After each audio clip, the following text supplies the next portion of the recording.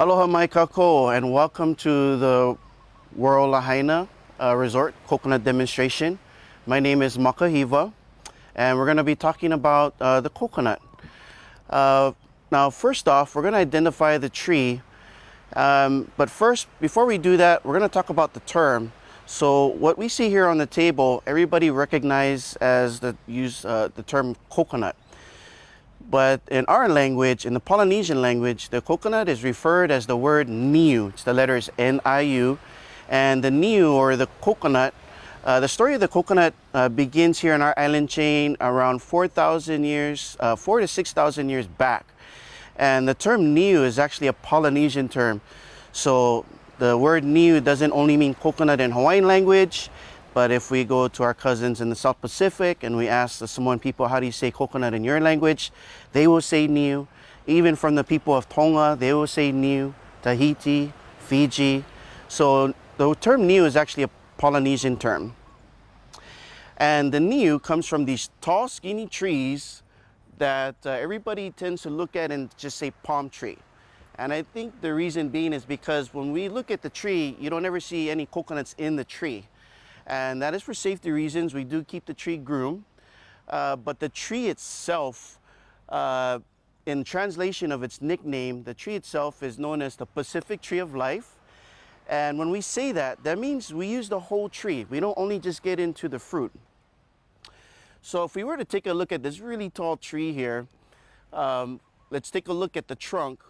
The majority of the trunk is going to be used for construction, for building, even making weaponry, because it's a really dense piece of wood. There is a piece of coconut stump here on the floor that you'll see here in a moment. Just that alone is roughly around 35, 40 pounds. Now, as we go from the trunk, we go all the way up to the tree, we see the upper portion of the tree. Now, when we take a look at the tree, we see the branches, and they look pretty flimsy, especially the way they sway in the wind. But the branches we use, once we cut them, they do dry and they harden almost close to like wood.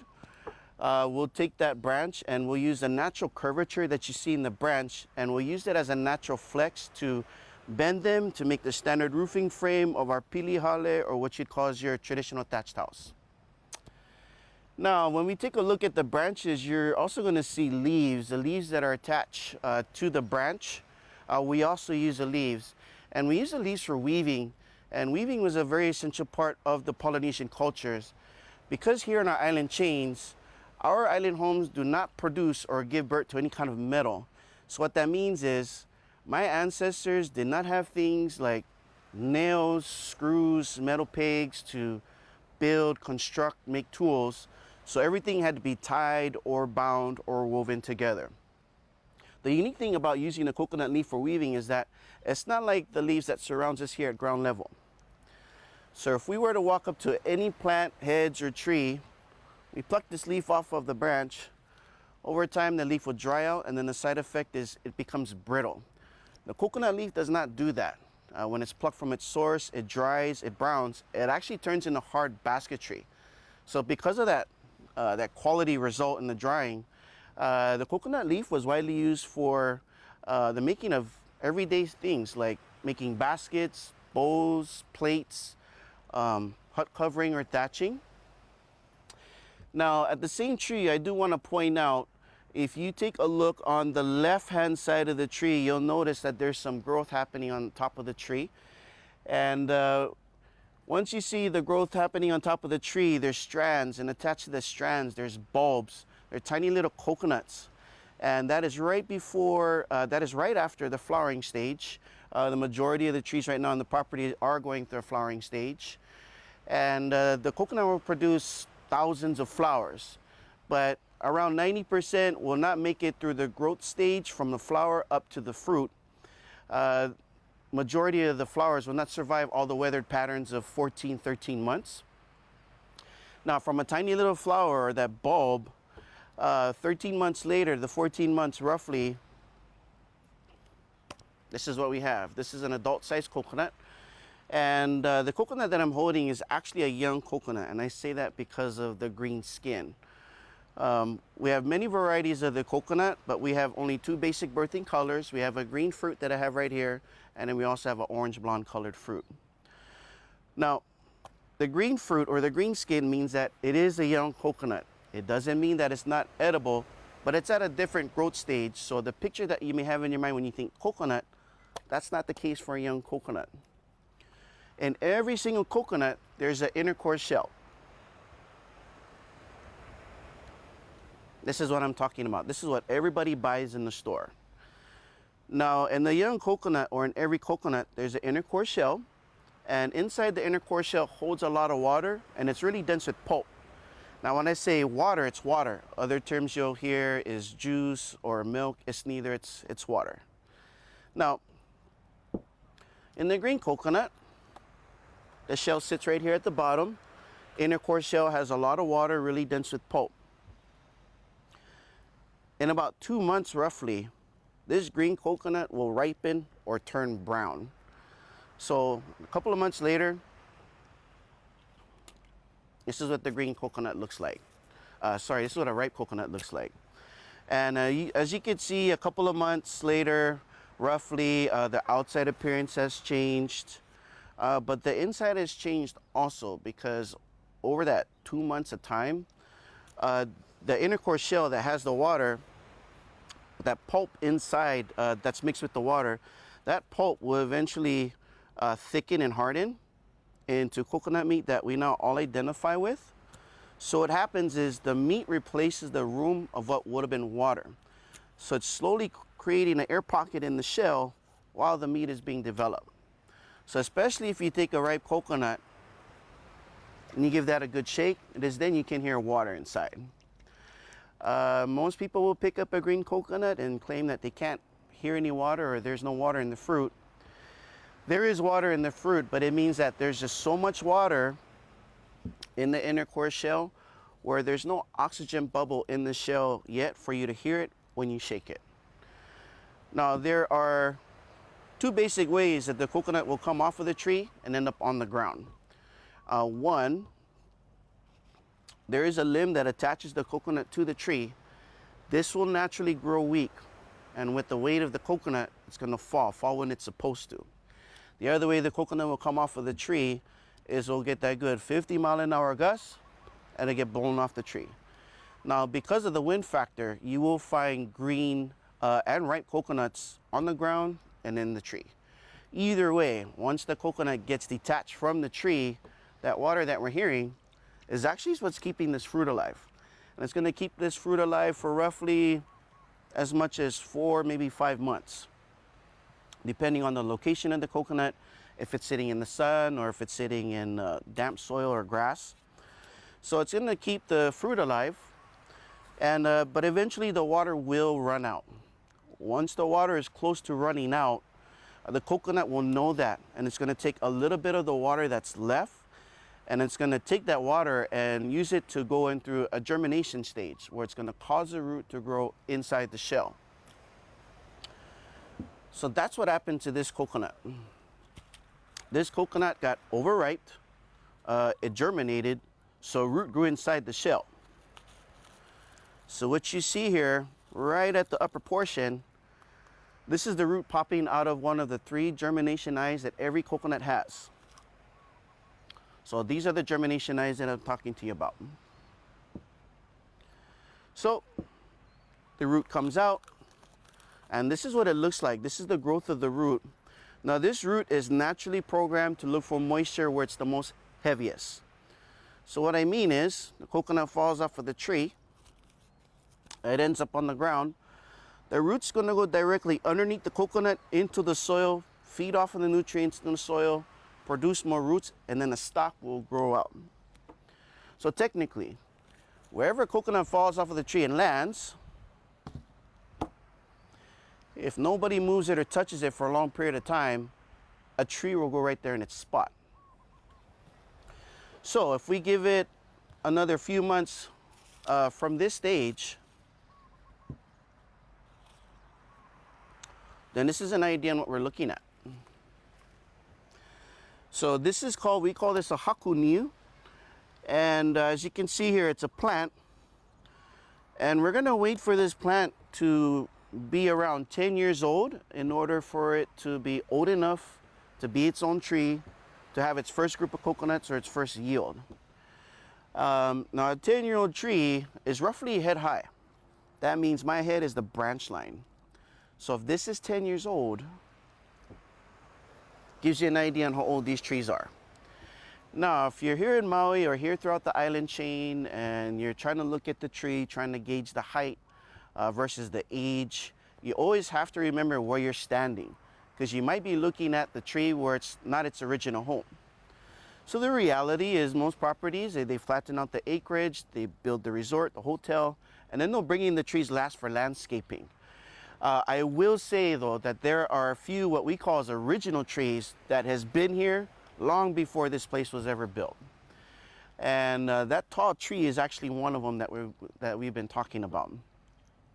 The average lifespan of the coconut is roughly around 65 to 75 years. And usually the height of the tree will match the age. And so the hakuniu, this is roughly around 2 years old. So it's going to be some time until we can see this plant turn into a tree to have its first yield. The first yield is usually small. It's like under 10 coconuts. After it has its first yield, the tree is stimulated. So now the yield will increase. It'll increase to where the tree can develop anywhere between 40 to 50 coconuts on that tree at one time. Now, to get into the coconut, we're going to get into the ripe coconut. There's a couple of things that we look at first before we consider opening any coconut, especially if we're taking the coconut off of the ground. If we can find a coconut on the ground, that's preferred. If we can get one of these without having to climb that, we're not going to go climb the tree. Now, a couple of things that we look at. First off, we want to take a look at the skin, make sure that the skin is in good condition. We don't want to see any cuts or gashes in the outer skin, because if we see that, then that tells us that perhaps the outside air will mix in with the moisture inside the coconut. Mold is created, and then it creates an environment for gnats and bugs to get in. So if you see that, you question if you want to get into the coconut or not. But the most important thing though is we want to hear that water. We want to make sure that the fruit is alive. If we hear that water, that means that, and the skin is good, that means we're going to move forward and husk into the coconut. Now we're going to open up the coconut traditionally. So you're not going to see any knives or screwdrivers or anything like that. We're going to use a simple tool. And this is called a mele'i or oniu. This is a tool specifically designed to peel the skin off. Nice flat blade is preferred. The width is important. So how the traditional method is going to work as far as husking a coconut is one hand is going to hold the coconut on the stick. The other hand is going to push the coconut down and peel the skin back. We're going to lift the coconut up, rotate, repenetrate, repeat. So the coconut is going to be opened up like a banana. That's how it's going to be opened up. So we're going to move here to the front.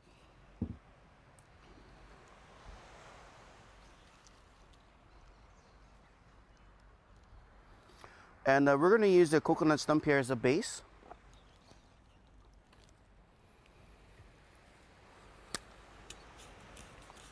Okay, so every coconut, there's 3 humps. This is not as distinct, but you can take a look at, there's a hump here, there's a hump here, and there's a hump here. Now the flat spots in between the humps, those are going to be my target points. I'm going to use the humps as handles to hold the coconut onto the oniu or the mele'i or the sharp stick.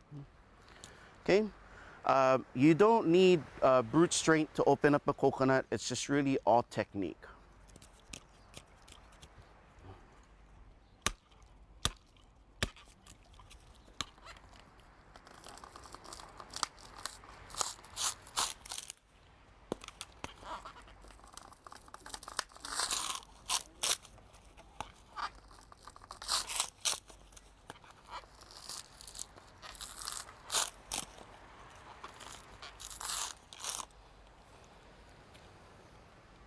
And this is the part that everybody buys in the store. So I'm going to talk a little bit about the husk. In the Polynesian language, this is known as pulu or a'a. And the husk we don't throw away. We also use the husk to mention just a couple uses. There's many. The husk, we take the husk, we use this for kindling or to start our fires. If you peel the husk off, you know, this makes a really good, nice abrasive or SOS scrub pad. But probably one of the most significant uses for the husk in ancient Polynesia is by collecting the fibers that you see in the husk. So these fibers, you know, the book term they use is this is called senet. These fibers are really important. Now remember now, because we didn't have any metal, things had to be tied or bound or woven together. You could take the senet or the husk and make cordage or rope out of it. And to making cordage or rope, this is really ideal material to make rope or cordage out of because the husk does not melt or disintegrate in salt water. So really ideal as far as to making your va'a or your canoe, building your house on the beach, for lashing, for use of weaponry, tools. And even today, we'll still use the husk when we go camping because the smoke from the husk repels mosquitoes. So it's a nice fire to sit next to. So that's for the pulu or the a'a or the husk. So what we're going to do now is we're going to show you how to get into one of these, get into the shell.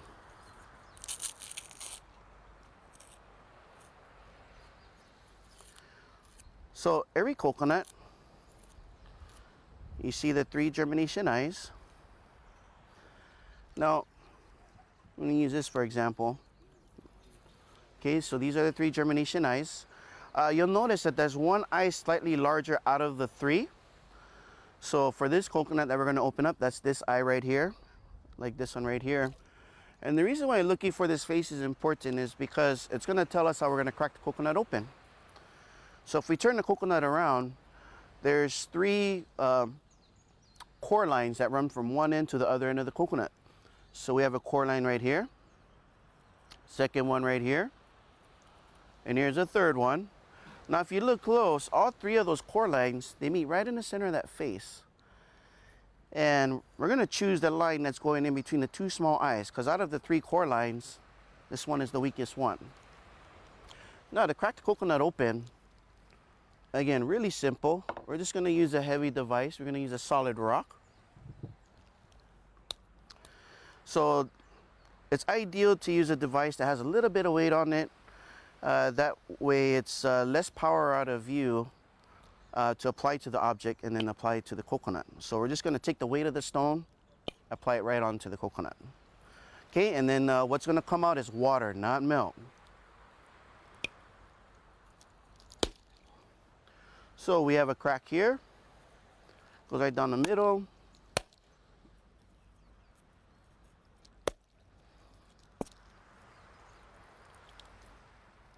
Okay, so not that much water. Oh, we're going to give this a little crack.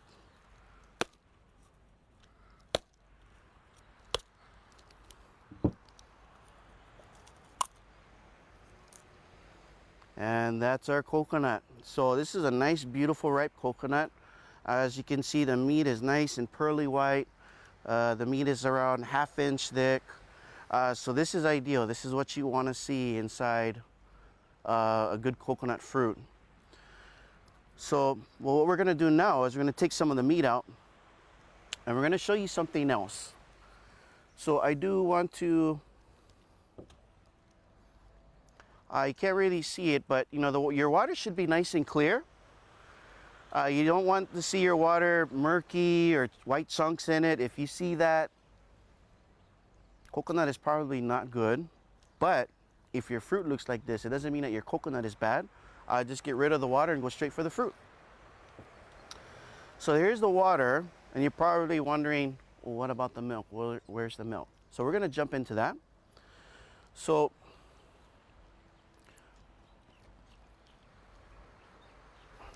we'll grab this chair right here, and we're just gonna just feed the grass with the water.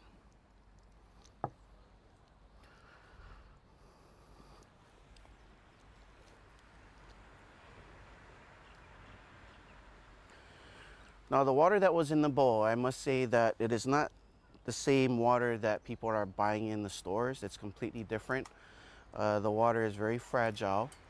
Once I had opened up the coconut, it's a sterile environment. So now that the water is in the bowl, the outsider is beginning to hit it and oxidize. So the water, it doesn't last very long. So we're gonna husk the coconut with this tool. We call it a uva'uniu. And traditionally, this would be more like a log, use of a hard shell. As you can see here, this is metal, creating a serrated look. This would be a shell, using basalt to knock chips into the shell. Or if they would find a piece of log with a broken branch, they can also use that too, using rocks and so forth to get the meat out. So my ancestors did not have a nice cherry oak paddle like how you have here. So the way this works, we're going to use the body weight. I'm going to sit right on it.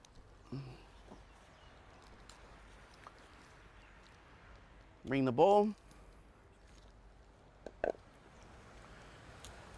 Okay, so to scrape the meat, it's going to be in a rainbow or rocking motion.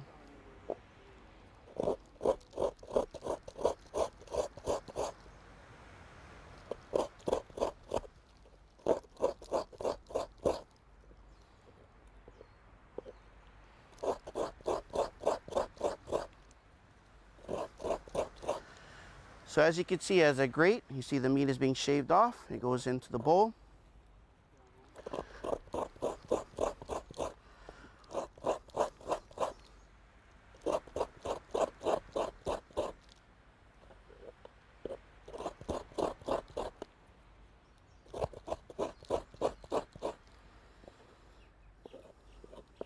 Okay, so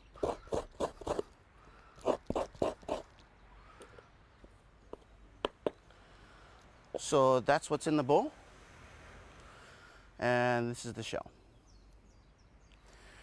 Now what's in the bowl, when we grate the coconut down, is basically for cooking use. Now we're going to break the coconut down to collect the main ingredient for cooking.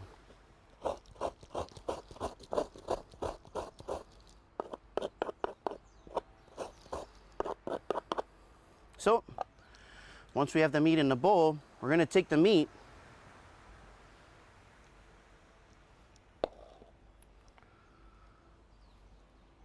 and we're going to press on it. Now this is what happens when you do that.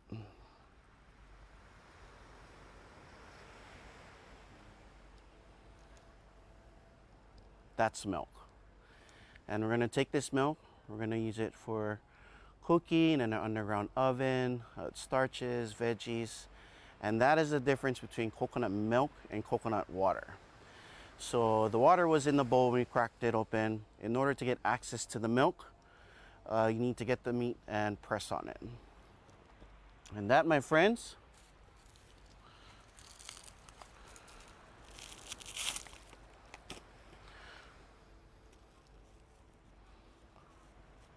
concludes the coconut husking demonstration.